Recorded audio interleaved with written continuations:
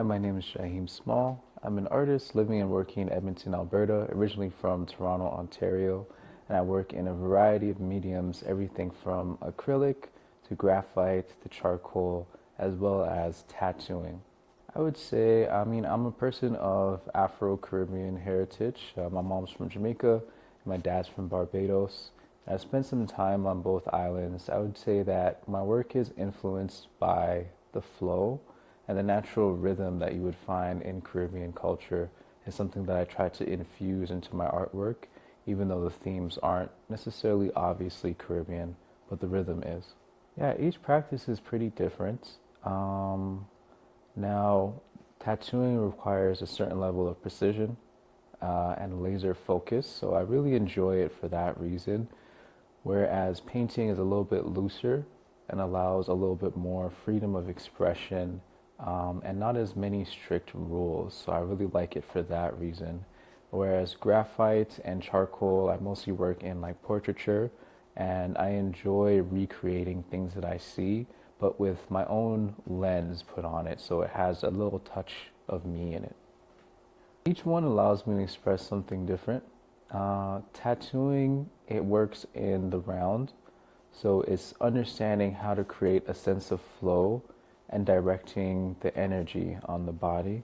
Whereas painting is something that allows a little bit more expression in a different way, in a way where I really get to play with color and composition and not as restricted. Whereas painting and drawing is more influenced by, I'd say, music.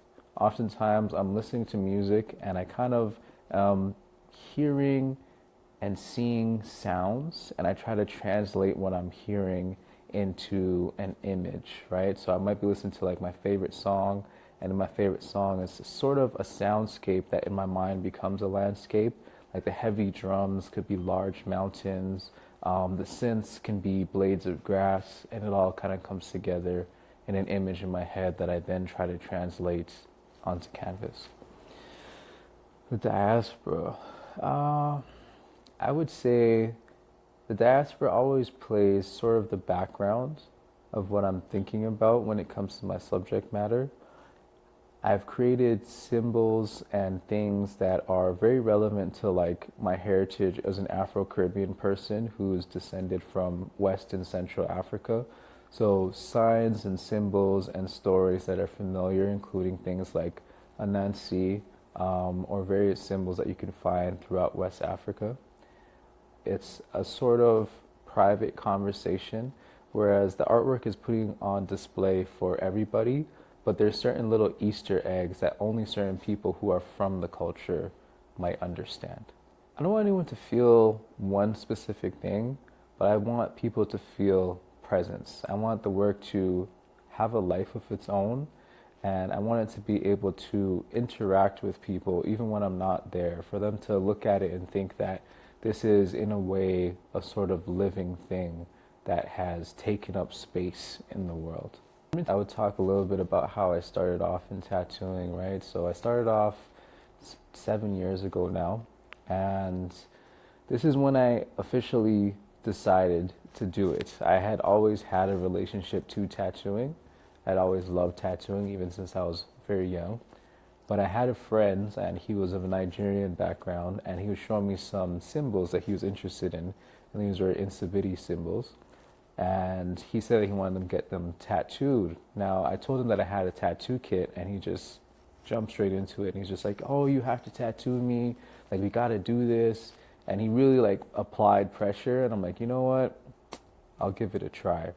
So the first symbols that I started off tattooing were ancient symbols that come from Nigeria, and it really made me think about the way that we can be represented through tattooing, because oftentimes we see imagery that doesn't directly align with us and our culture, but it is an option, right? And it's an option that maybe not enough people know about.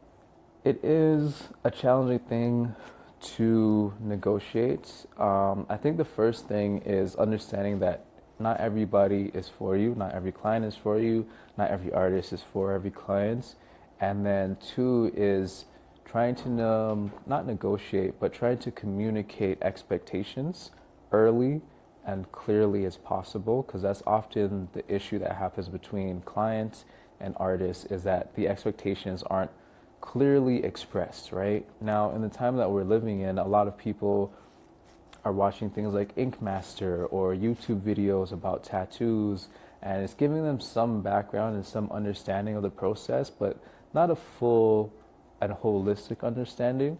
So people think, oh, you can go to this person and you can get a whole sleeve in one session. And the chances of you going to someone getting a good sleeve in one session is extremely low, next to impossible. So understanding that it's a journey, right? And knowing that as the artist, you're going on a journey with this client, the client is going on a journey with you, and deciding whether you guys want to work together, if you can work together, or if maybe you're better off working with someone else. As someone who's coming from the Black diaspora in Edmonton, there is sort of a different approach and understanding, and we're coming from communities that usually don't have the time to do leisurely things such as art, right? Because a lot of people see art as something that is not a necessity, not understanding the way in which it helps to feed the soul of the people, one, and then two is to be a marker in time and history and let us know what people were thinking, what people were feeling at the time. And I always feel like if we don't speak for ourselves, other people are going to speak for us. So there's a necessity for Black artists. Like, we have to carve out a space for ourselves. Otherwise, people are going to describe us and say they were doing this and they were doing that and this is what they're about. And we get X'd out of the conversation and we become a subject of conversation rather than people who are a part of the conversation. I also try to extend opportunities to my wider network as well, right? Because each of us can help the other build something in some capacity. Who was I as a child? That's a good question.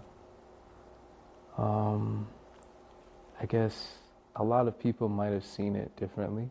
I think for myself, I was a very quiet, very introverted child, but with a very large inner world. Like, I had a lot going on in my mind. I would daydream constantly, almost to the point of distraction. And I built up my own inner worlds before I ever expressed anything. And I think that's why art was so important for me, and so important maybe for people like me, right? Where it's, you have so much inner workings, but maybe you don't have the boldness or the language to express everything that you're feeling. So you start to express it through art, and you start to understand yourself through art and understand the world. So I'd say it really gave me the keys to expression that I needed. So it's always expressive. I try to go back and forth with that. I try to still enjoy it, because it's very easy once you decide that you're going to be a career artist for it to be a job. You know, even with things like teaching these classes, there can be a bit of dread beforehand of like, oh, do I understand this thing as much as I think I do? Am I as prepared as I need to be? Is there going to be someone in the class who's more skilled than I am and they're going to call me out on it? And then you have to remember that all these things require play. And if you can't play a bit, then there's no point.